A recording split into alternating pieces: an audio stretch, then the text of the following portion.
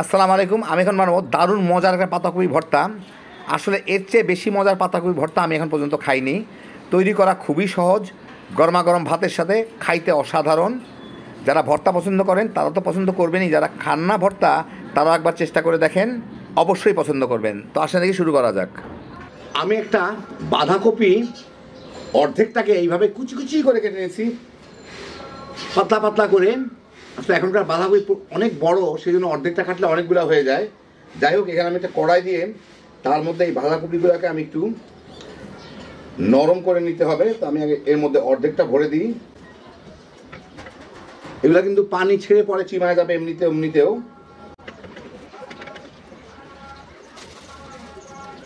দিয়ে এর সাথে সামান্য একটু লবণ দিয়ে অল্প একটু পানি ছিটাই দিয়ে আমি এটাকে এই প্রায় 1.5 টেবিল চামচ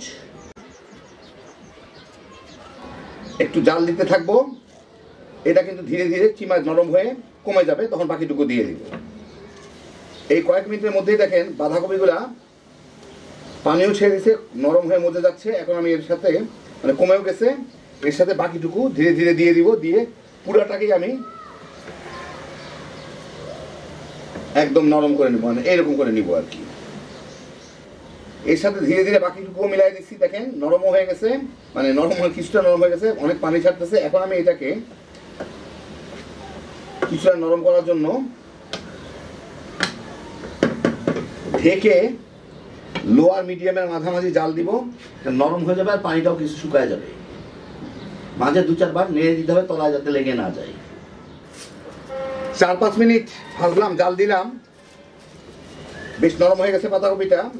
এগুলা একদম কিন্তু গলে যায় নাই। যাই হোক, কিছু পানিও রাখতে হবে এর মধ্যে। এখন আমি এটাকে একটু ঠান্ডা করে চুলাটা বন্ধ করে দিই। এটাকে আমি ব্লেন্ড করে নিব, অথবা কেউ বেটেও নিতে পারেন। বাটার থেকে ব্লেন্ডটাই ভালো হবে।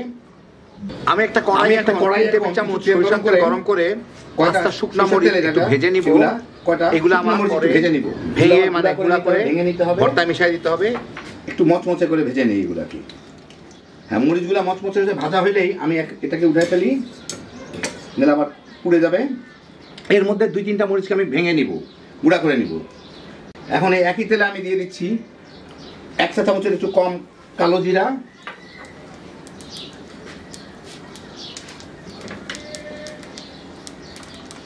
প্রায় আধা কাপের মতো পেঁয়াজ একটু মোটা মোটা করে কাটছি, 6-7টা রসুন এরকম কুচি করে নিছি, ওগুলা দিয়ে এর সাথে একটু ভেজে নিব। আমি মিডিয়াম হিটে ভাজতেছিলাম, এখন একটু কমায় দেই, নাহলে পুড়ে যাবে। একটু বাদামি করে ভাজা ভাজা হয়ে গেলে আমি এর মধ্যে দিয়ে দিই এখানে 2টা টমেটো আমি ছোট ছোট টুকরা করে রাখছি, ওগুলা দিয়ে দিব। সাথে সামান্য একটু লবণ দিয়ে আমি এটাকে ভেজে নিব। লবণ আমি পরে বাকিটা দিব, টমেটো যাতে জলদি একটু গলে যায়। এর সাথে আমি ভুনে নিব এটাকে, পানি দেওয়া দরকার নেই, টমেটো এমনি নরম হয়ে যাবে। মিনিট 2-এর মধ্যেই টমেটোটা একটু গলে গেলে, ভালো মতোই গলে গেছে, এর মধ্যে কটা কাঁচামরিচ দিয়ে দিব।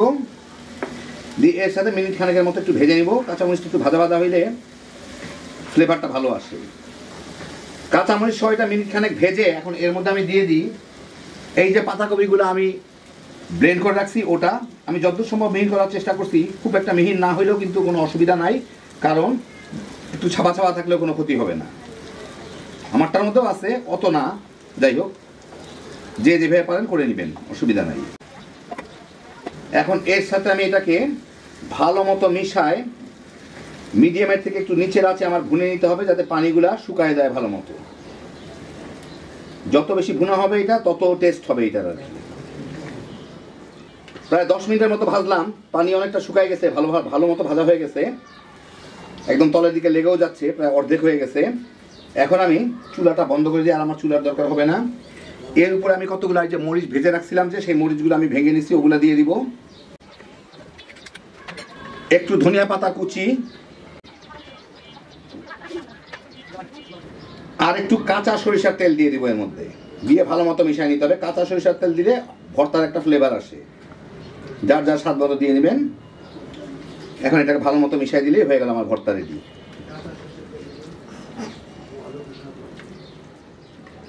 বাস ভালো মতো মিশিয়ে নিলাম, হয়ে গেল আমার দারুণ মজার পাতাকপি ভর্তা। আপনাদের একটু আমি বেড়ে দেখাচ্ছি। তো এই দেখেন হয়ে গেল আমার দারুণ মজার পাতাকপি কিংবা বাঁধাকপি ভর্তা। কি যে মজা এটা খাইতে, একবার বানাইলেই বুঝবেন, একদম আঙ্গুল চেটে খাবার মতো। এই ঠান্ডা ঠান্ডা দিনে এক থাল গরম গরম ভাতের সাথে তামা তামা করে খেয়ে ফেলাইতে পারবেন। সত্যি কথা বলতে এর চেয়ে বেশি মজার পাতাকপি ভর্তা আমি এখন পর্যন্ত খাইনি। অল্প খরচে হ্যাপি জোশের একটা আইটেম।